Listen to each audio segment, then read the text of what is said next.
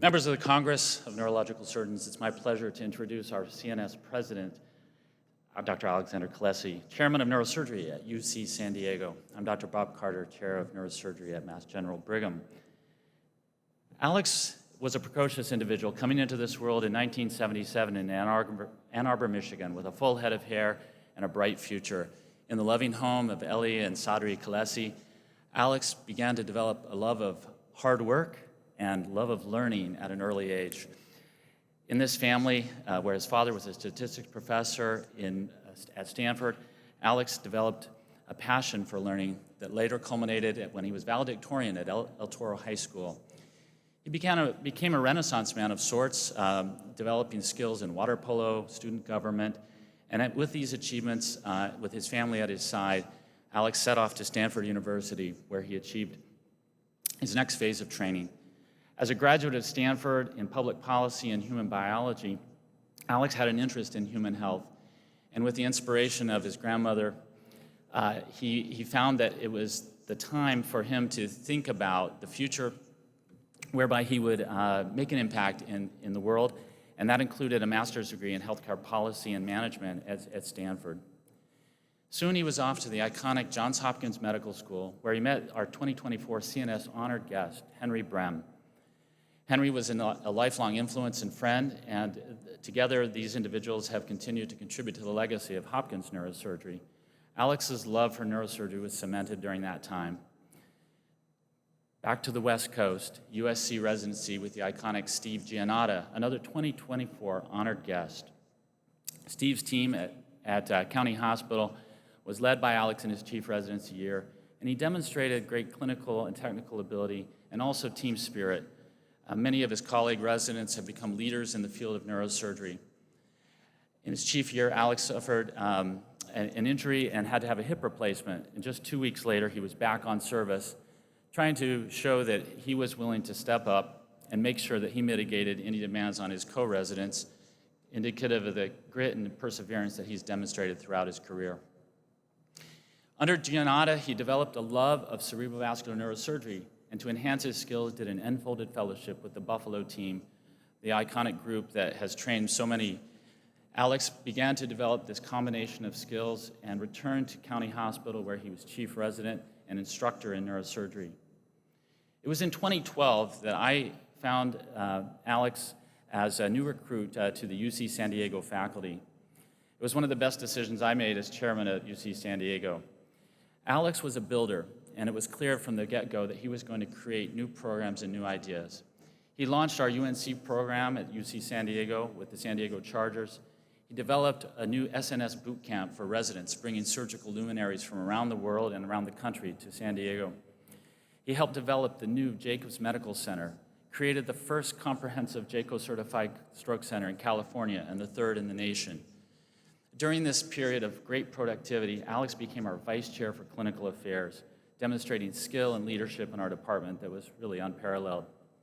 He was also a builder of people, individuals like Scott Pinnell, Jeff Steinberg, David Santiago Diepa, all were attracted into his leading endovascular and vascular neurosurgery fellowship. A testament to Alex's leadership, mentorship, and loyalty, all of these individuals currently are on the faculty today with Alex at UC San Diego. It was no surprise to any of us in 2017, at age 39, when Alex became the interim chair of neurological surgery at UC San Diego. Not satisfied with just being a good chair, Alex wanted to be a great chair, set off to MIT, where he obtained an MBA from the lauded Sloan School of Management, honing his skills as a leader, and in tow with his wonderful family. More about them in just a moment. In the last several years, Alex has created an iconic department at UC San Diego, broadening the breadth of clinical depth in the program, the physical sites, and the new programs that it developed. He's created leaders in neurological surgery, Sharona Ben-Haim, president of the Women in Neurosurgical Society, Joseph Ciacci, noted stem cell biologist and educator at UC San Diego. To do this, Alex has brought forth resources for the team, things like the Center for the Future of Surgery. This is a state-of-the-art, globally accessible, iconic developmental laboratory, bringing engineers from UC San Diego, industry partners, and faculty members together to create new ideas and new academic output.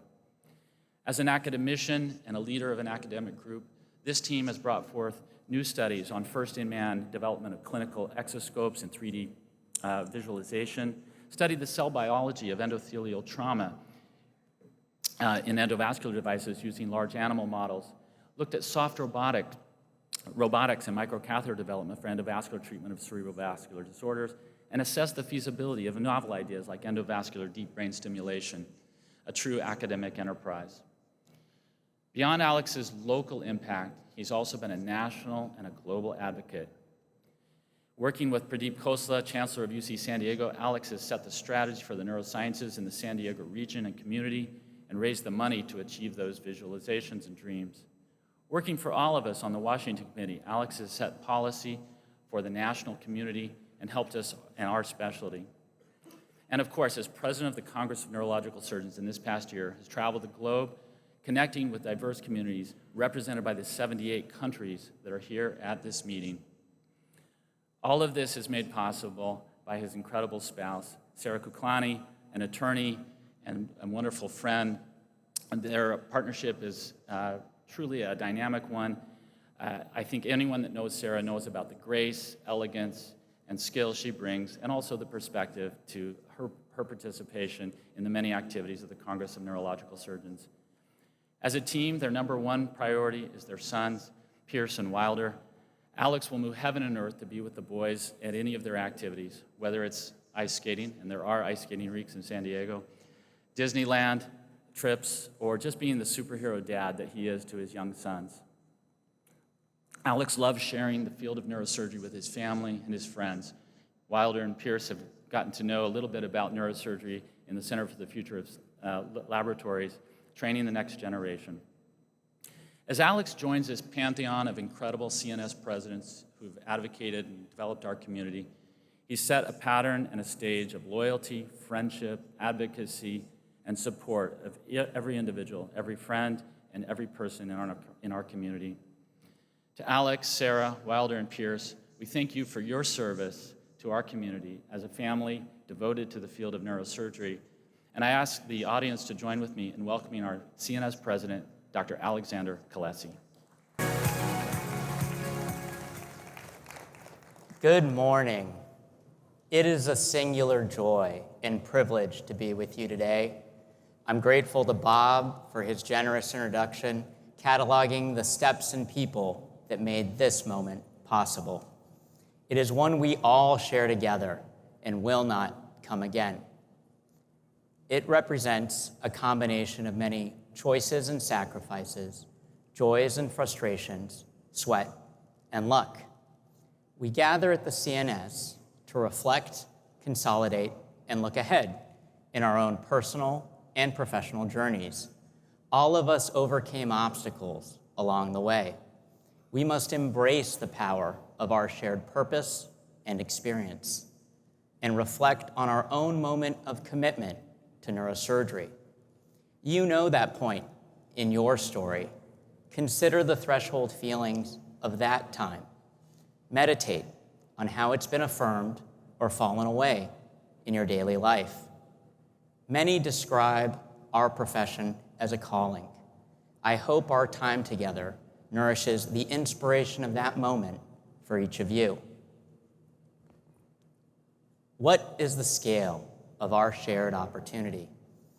The people in this room are in a stronger position to characterize and reverse disease than at any time in the history of our specialty.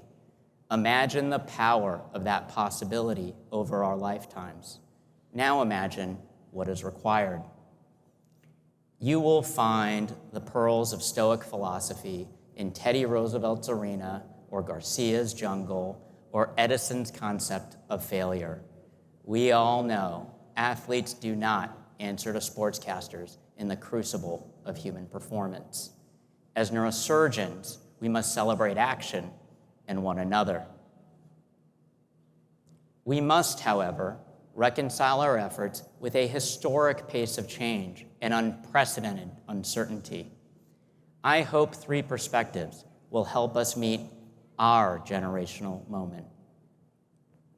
First, we will explore neurosurgical exceptionalism and the origins of our shared commitment. Second, we will contemplate an astronaut model of neurosurgical practice and the leadership of specialized teams. Third, we will celebrate the power of gratitude and lessons learned from those sharing in the journey. Their discussion frames our time together this morning. No man ever steps in the same river twice, for it is not the same river, and he is not the same man.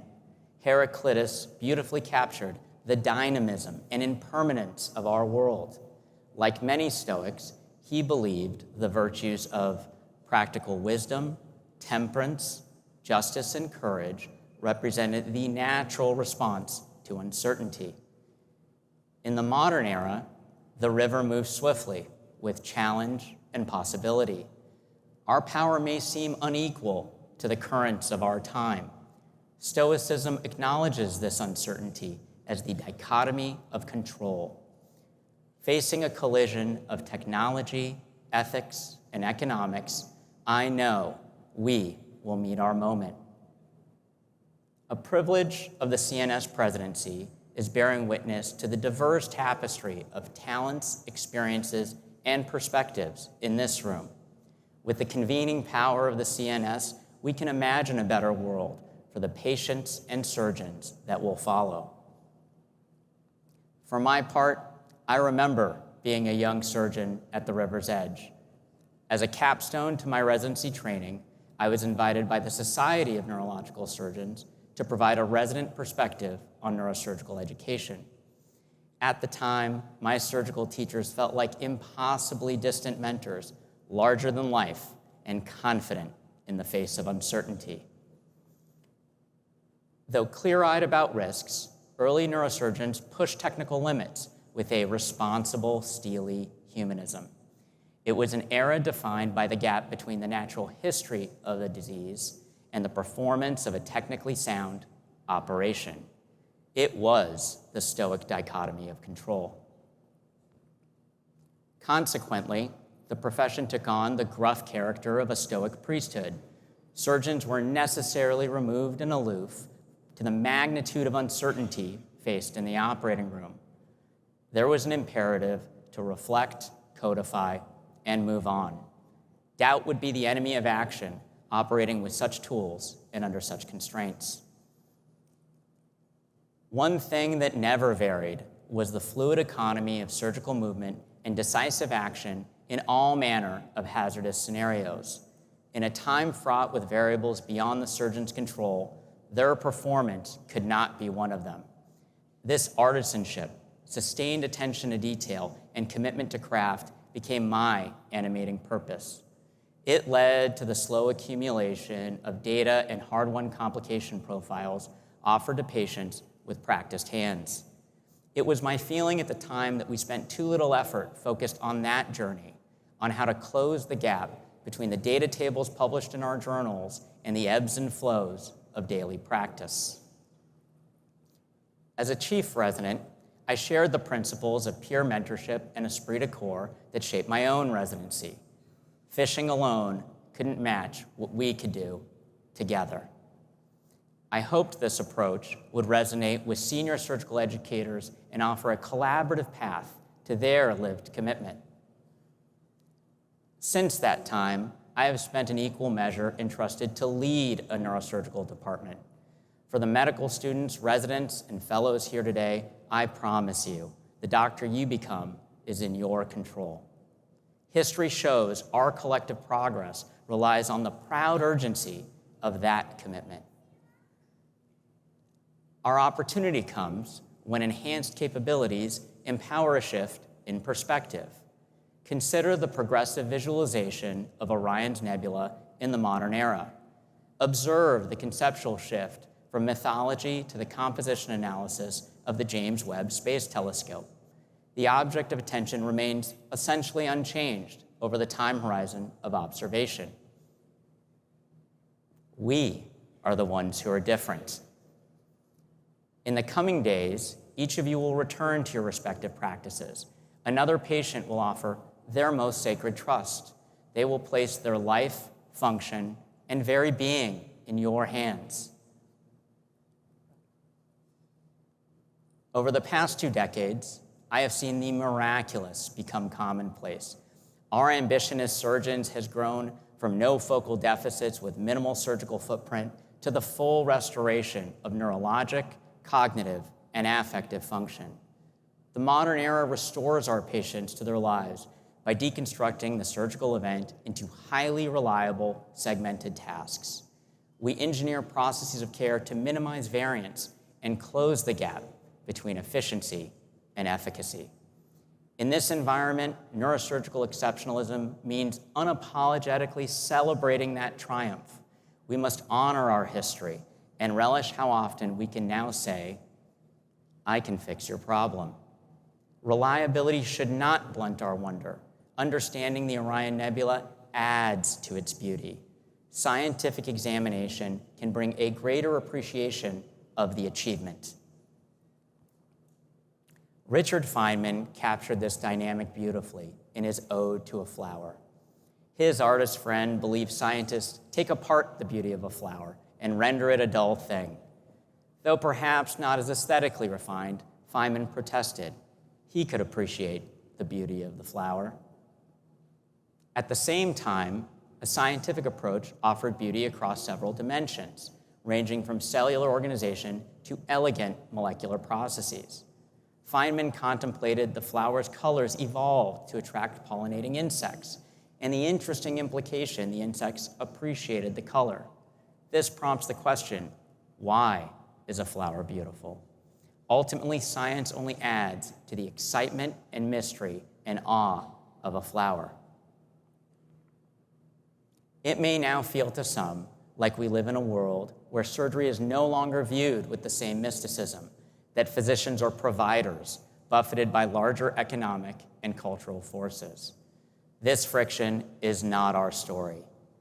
We understand the components of our success, the coupling of technical excellence with clinical results, and the opportunity to realize the ambition of those who founded our specialty. Look at these surgeons with their patients. Like Feynman's flower, understanding the surgical techniques that made these beautiful images possible should only add to their wonder. This is neurosurgical exceptionalism, a community bound by shared commitment and professional esteem. Each surgeon in this audience who imagines the possible and acts on behalf of those suffering from neurologic disease. This esteem comes from knowing exactly what each of you gave of yourselves to be in the position you are to help your patients. You leave your family on a moment's notice to meet the patient in their moment of need. You inspire trust in their loved ones, managing the fear of an uncertain outcome. You rejoin your family, fulfilled in another home somewhere. You've given a fellow human being that same opportunity. That, my friends, is exceptional. Celebrating that commitment in one another defines our time at the CNS. We can reconcile this celebration of one another with the humility that comes with a profession of service in the many areas of neurologic disease where our progress remains slow. We can be clear-eyed on the path of mountains we have left to climb. Space, the ocean depths, and the human mind remain the last extensive frontiers of scientific discovery and understanding. What a privilege to work at the boundary of human progress. The neurosurgeon is no longer the lone, towering figure standing against disease, but rather partners with an entire team of specialists to enhance our capability at the point of action. We are in Houston for a reason. Solutions to historically neurosurgical problems often emerge from progress in other disciplines and increasingly place new diseases within a surgeon's reach. Jeremy Swan's observation of sailboats inspired the Swan-Ganz catheter in an early endovascular renaissance. It is a credit to the surgeons in this room that our field has attracted such interest and partners. How will you show up to lead that team? Ultimately, these entrants do not represent threats to our primacy in the field, but opportunities to broaden our collective impact. We will not cede our experience as stewards of access to the living human nervous system. We are the only ones positioned to balance the needs of many, demands of science, and the trust of fellow human beings who place their lives in our care. In the last CNS Presidential Address here in Houston, Ash Sharon concluded with my favorite quote from Wilder Penfield: "The brain is the organ of destiny. It holds within its humming mechanism secrets that will define the future of the human race." I believe we are poised to realize Penfield's promise.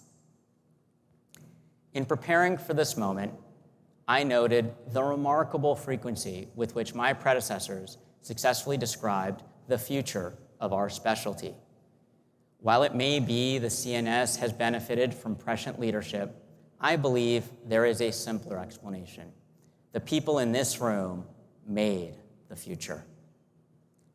Margaret Mead underscores the point. Never doubt that a small group of thoughtful, committed citizens can change the world.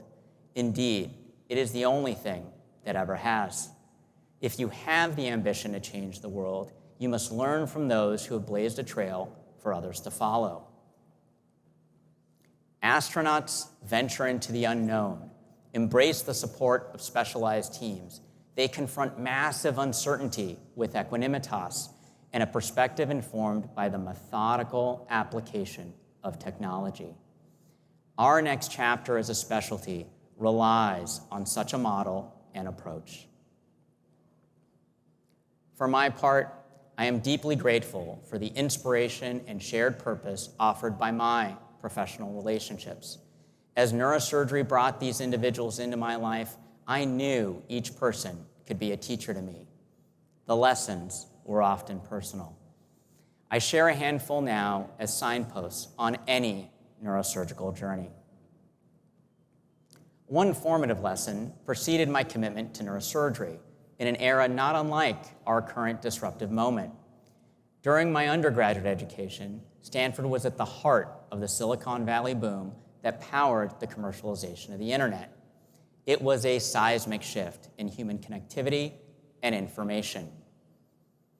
Prior to medical school, a quarter century ago, I discovered the emerging field of health services research.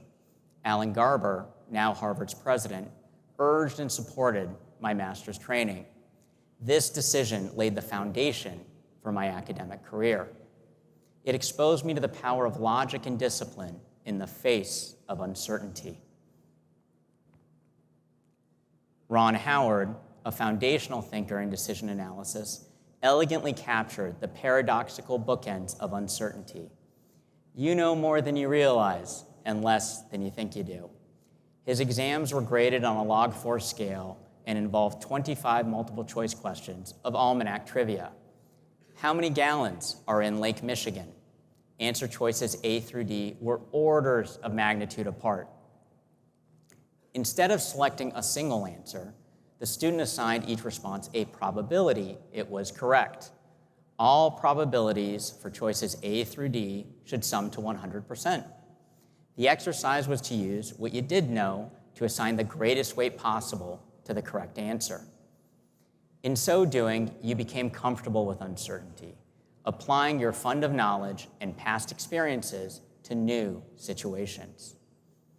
With a log4 scale, the never event was assigning a 0 probability to an answer. If it proved to be correct, as choice D was here, the score approaching negative infinity for that question would ensure you failed the exam and the course. Why?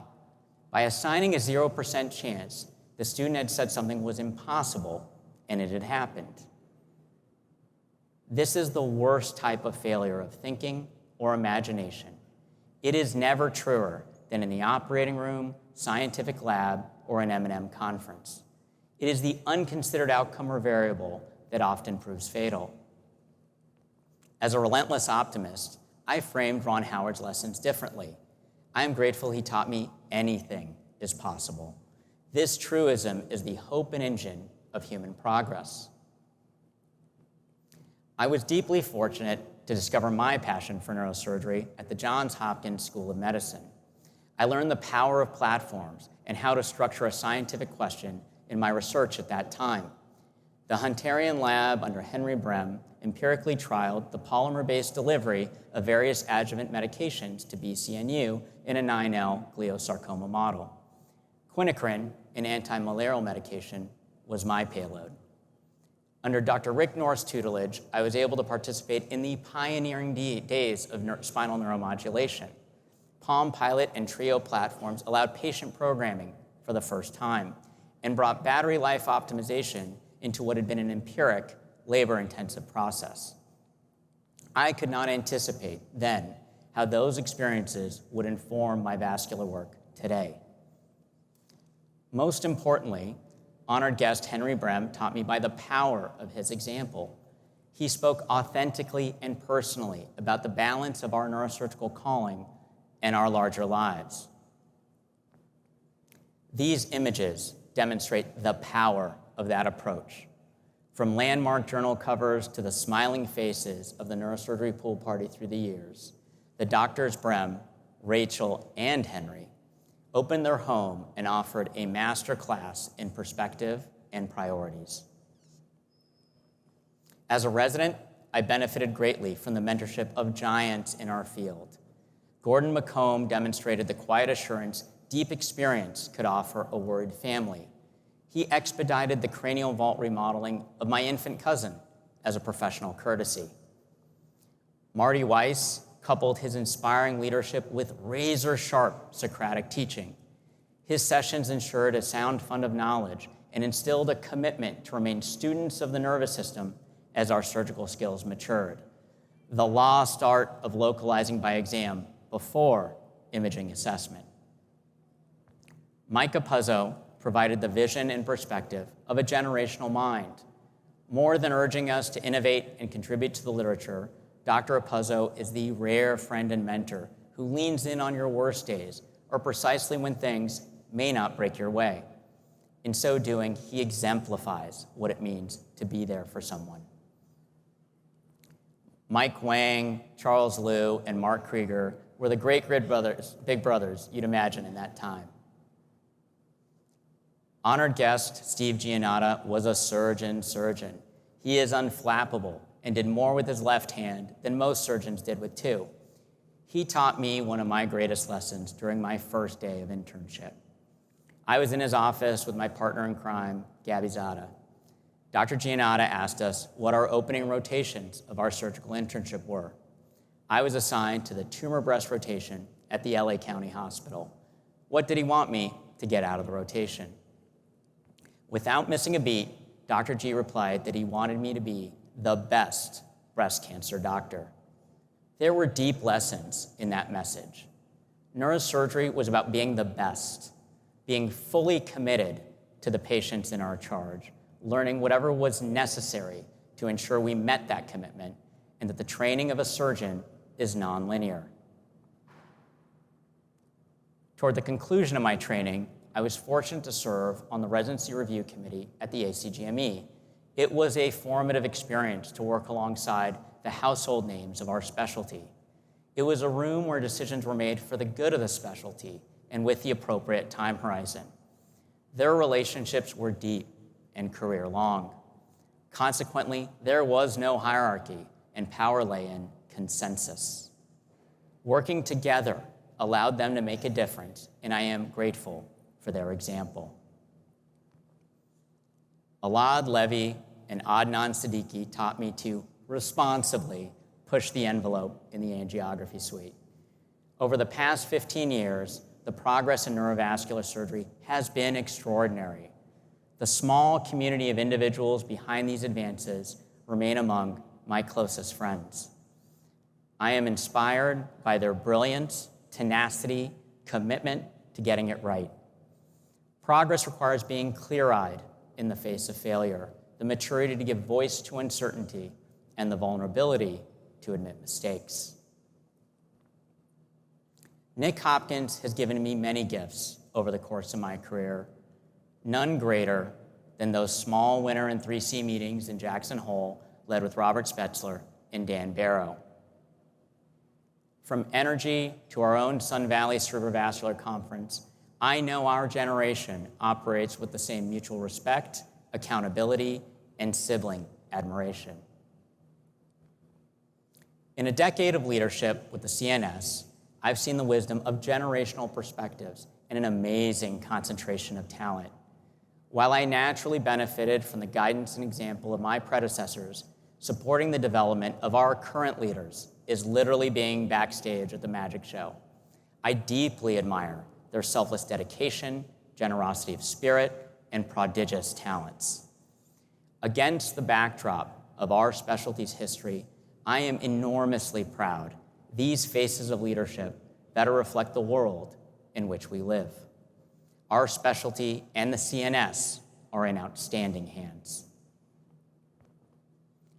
Our CNS staff, under the superb leadership of CEO Regina Shupak, deserve our gratitude for their unique professionalism and commitment to our specialty.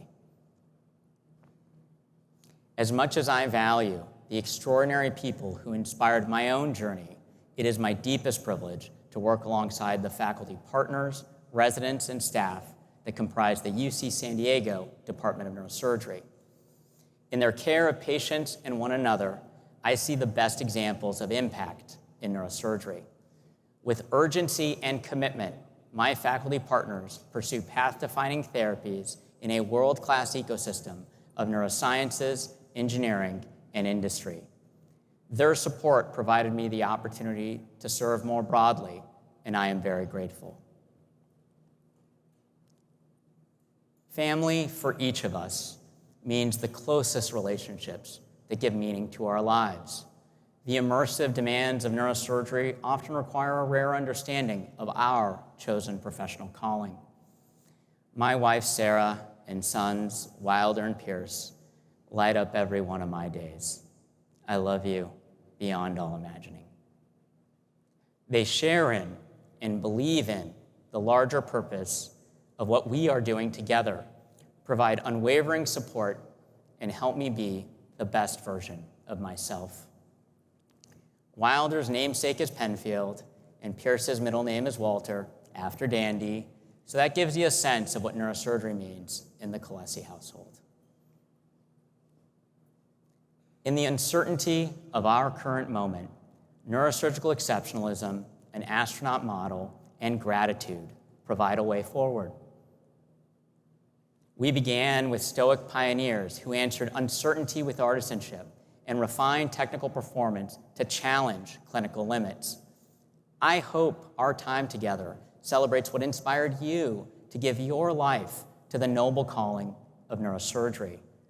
Remember the hard-won action and magic you work for the care of your patients. Find the joy in your surgical practice with the appreciation of Feynman's flower, or a nebulous scene through a new lens. Today, the miraculous is routine. Early neurosurgeons never imagined the computational power, imaging, visualization tools, and devices that define modern neurosurgery. Our generational moment requires us to mobilize this technology in partnership with expanding specialty teams. There is not a greater community of people in the world to do this work and lead a collaborative, inclusive, astronaut model of neurosurgery. We will ensure our patients benefit from seismic leaps in surgical capability. I am certain our best days as a specialty lie ahead. Neurosurgery has brought incredible people into my life that leave me with a deep, lasting gratitude as we share this journey. It has been an honor to serve as your president. I am excited by what we have yet to achieve together. Thank you.